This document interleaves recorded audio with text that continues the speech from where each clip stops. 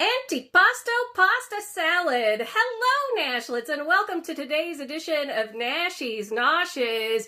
It is the summer, it is super hot, and we want something refreshing. So I've got here for us an antipasto pasta salad that can be done any which way you want. You can use noodles, you can use no noodles, you can do it with ham and American cheese if you want to. The world is your antipasto salad. So let's head into my kitchen and see how I made it.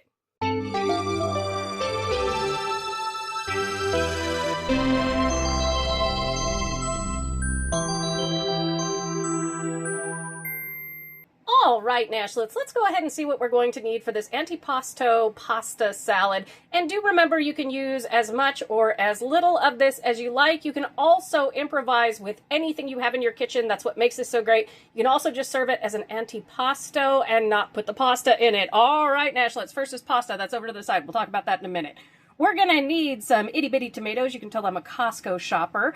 We are going to need some artichoke hearts and some rice wine vinegar. You can also use red wine vinegar. You can use white wine vinegar. You can use regular vinegar. We've got some oil in the back there. We've got some red onion, mozzarella, fresh because it's good, some diced pimentos. Then we do have an antipasto meat mix. Again, use ham, use salami, use whatever you have.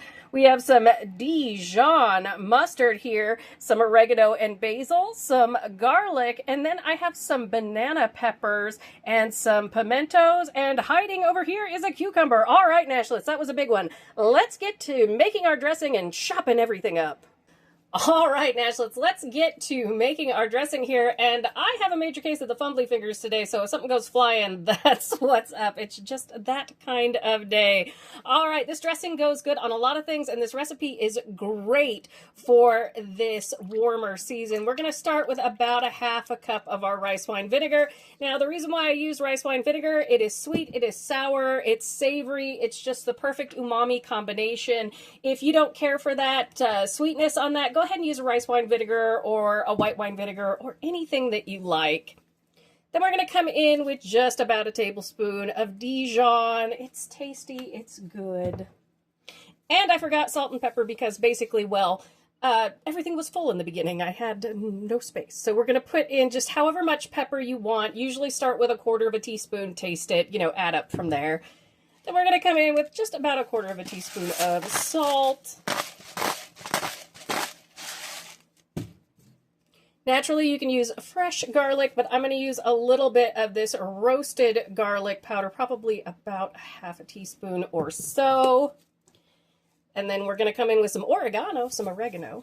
I usually like about a tablespoon or more. I'm big on the Italian seasonings, and you can use a regular Italian seasoning with this as well. Then we're going to come in with a little bit of basil here. I'm going to go heavier on the basil just because it is absolutely one of my favorite seasonings. And if you ever feel like you don't have enough dressing, just add a little bit more of that vinegar in there and, salt it up from there. Give it a little mixy. Now, before I add my oil, I always add my dried herbage so that they can start to rehydrate. If you put the oil in there at the same time, it can kind of coat them, and then they don't get hydrated and don't marinate in there so much. Now, you saw me give it a little taste just to make sure I'm on point with everything here, and it was perfection. It is zesty. It is yummy. Another addition to this, if you want, is a little bit of lemon juice. Goes amazing. Now we're going to come in with about 2 to 3 tablespoons of oil, just like so. Mix it together, and we're going to store this in the fridge while we do the rest of our salad here. Let's talk about our pasta for just a second because you can use any kind of pasta that you want. If you've got a regular pasta, cook it al dente, the way that you want it. And what you want to do after that is drain it, not rinse it, let it dry just a little bit, put it in a bowl and get it cold. Leftover pasta is great for this. We want it cold. That helps with the whole marinating of the salad together so that we don't get soggy, nasty noodles. So I'm going to coat them with oil in a second here, but what I wanted to talk about, okay, so I use this Carpe Diem penne pasta, which is 55% less net carbs. There are a lot of chickpea pastas out there and these lower carb pastas and things like that. And they're really good. Do beware, and Mr. Nashies told me to tell you about this. This has 84% of your daily fiber. Don't binge many servings of this. He did that at work, and bad things happen, so be very careful. But this says cook it 12 to 14 minutes, and I'm going to tell you on chickpea pastas and on these higher fiber pastas, do not listen to the instructions on the box at all. It took me 9 minutes to get this cooked properly. It's the same with chickpea. You're going to end up with really mushy pasta if you cook it according to package directions. So at about the 8-minute mark, 7-8 minute mark, start tasting your pasta to see if it's al dente or to the tooth or if it's starting to get gummy. Okay, so here's our cold pasta noodles. We're just going to take about a tablespoon of oil. I use avocado oil just because I like it. We are going to coat it so that we don't get overly swollen noodles from this pasta salad. We don't want a gummy pasta salad. And we're going to stick this back in the fridge to chill out. Again, this is cold, while we cut up our veg. All right, Nashlets, let's talk prepping our veg for this here and some food safety. If you have a veggie chopper, that works perfect for these. I have one. It's great. But I'm going to hand chop this, and I'll let you watch most of it in fast motion.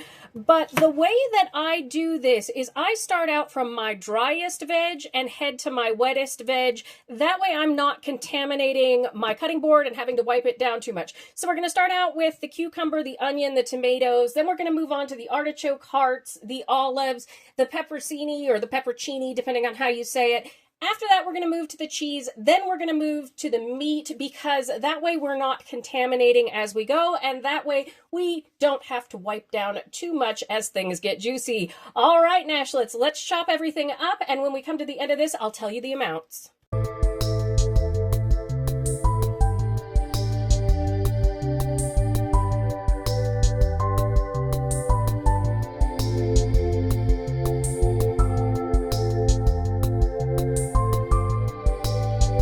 All right, Nashlets, let me tell you what we've got here and the amounts, and then let's get ready to assemble. We've got one medium-sized cucumber. It's about a cup, cup and a half. We've got a cup of tomatoes chopped up, a half a cup of red onion, 1 4-ounce jar of pimentos drained. We've got a half a cup of olive, a half a cup of those banana peppers, and about a cup of our artichoke hearts. Then we have 1 thing of mozzarella, which comes out to about a cup and a half of fresh mozzarella. And then we have our variety meats here that comes to about 2 cups of meat. And that was calabrese, 2 different kinds of salami, and some prosciutto. And I just chopped all that up, so there we are. Then we have 1 12-ounce box of our pasta. I'm going to mix in some of this, stir, and then mix in a little bit so we don't go over the bowl. And again, use whatever kind of pasta that you want.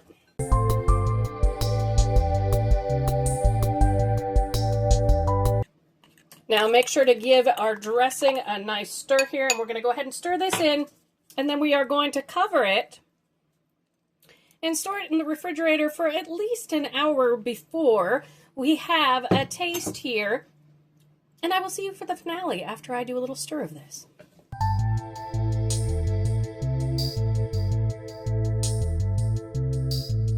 Look at that beautiful antipasto pasta salad. All right, I'm going to cover this, put it in the fridge. See you in about an hour, Nashlets. Love you.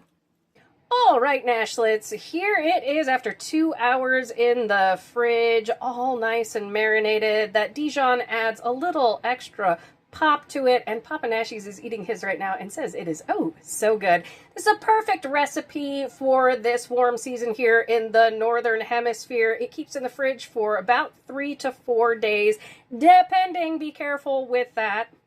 And it is refreshing and travels well. I'm going to go ahead and link on the screen my fleisch salat recipe as well, because it is a meat salad that is good for these summer months as well. I hope you'll make this and use what you've got to make your very own version. Thank you so much for joining me for today's edition of Noshing with Nashies.